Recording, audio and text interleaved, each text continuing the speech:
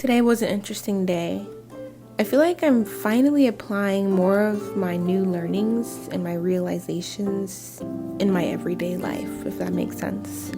Because things are starting to find their flow again, and it seems like I'm unconsciously breaking down my learning barriers, where I'm telling myself it's okay to be lost and it's okay to be confused. And I pretty much just calm myself down, take notes, create a strategy for learning about the problem that I'm having.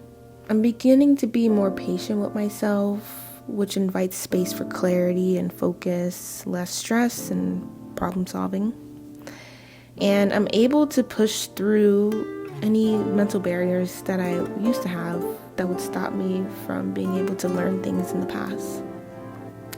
It's really the difference between digging further and between not thinking I can. Put them into piles, as you can see. Now I need to plan for tomorrow before I do the rest of my routine.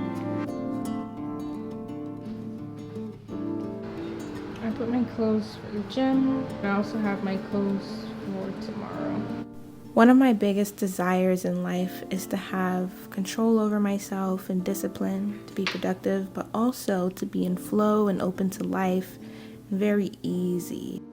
Find that planning for tomorrow, writing down a to-do list and projects that I want to get done, even fun things that I want to do, releases the stress in my mind and doesn't keep me up late when I write them down, and also helps me to be more on top of myself and on top of my projects.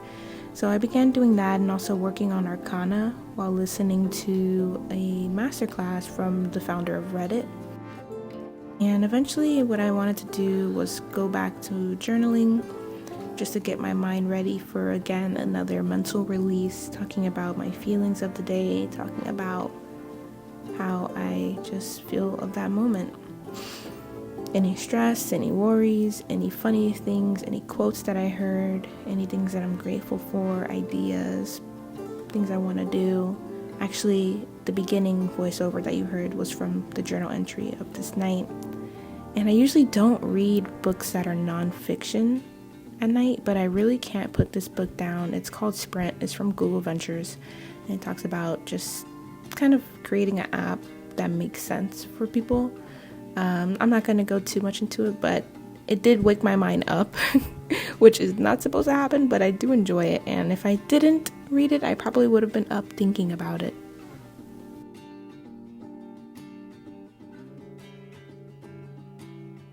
I like to just open up this book randomly, and whatever message is there, I take it as a message. It's Be Here Now from Ramadas. Okay, this is a big one. In the old days, like many of you, I suppose, I was a good oral type person.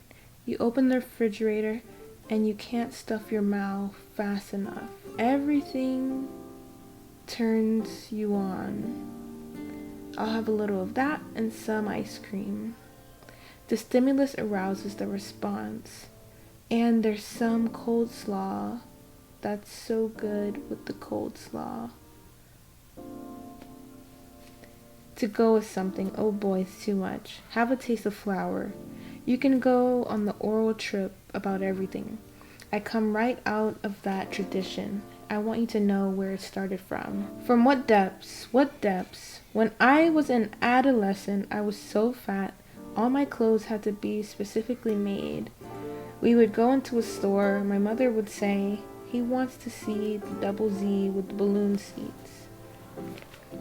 It took me at least $10,000 of my analysis to get rid of that one. I'll tell you, so you can understand that I speak of the oral trip with a certain amount of empathy. And now suddenly comes this new ruling sent down from above. All your acts will be consecrated. All your acts will be consecrated. So, okay, that was a little confusing, but really what he was talking about was the oral journey. So he's talking about stimulus in our mouth, so eating, and how society has trained us to always be consuming as a method of coping or stimulatingness, which is interesting because I have been having like these on and off issues with what he calls the oral trip, where I've been trying to stay balanced and eating, but then sometimes I'll break my diet and I'll eat things that can seem like they're healthy, but they're really very sugary. I've been thinking about my body and going up and down between being insecure and feeling confident. So it looks like it's that time to wind down. And typically what I do is I light an incense just to play with the senses of smell, pretty much.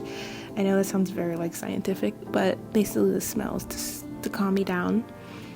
And typically what I do is I like to pray, and I like to be very affirmational in this moment, where I'm giving a lot of thanks to the creator, my creator, our creator, to life, to the people around me. And I typically like to light my candle. This is a candle I made. It's for protection and guidance and unconditional love for everyone.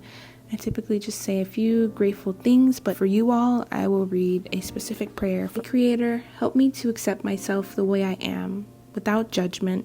Help me to accept my mind the way it is, with all my emotions, my hopes, my dreams, and my personality. Help me to accept my body the way it is, with all its beauty and perfection. Today, Creator, clean my mind of emotional poison and self-judgment, so that I can live in peace and love. Let the love for myself be so strong that I never again reject myself or sabotage myself and my personal freedom. Let me love and accept myself without judgment, because when I judge myself, I find myself guilty, and then I need to punish myself. But with the power of self-love, let all my relationships be based on love and respect. Help me to let go of the need to tell others what I think or how to be. Let me accept the people I love just the way they are.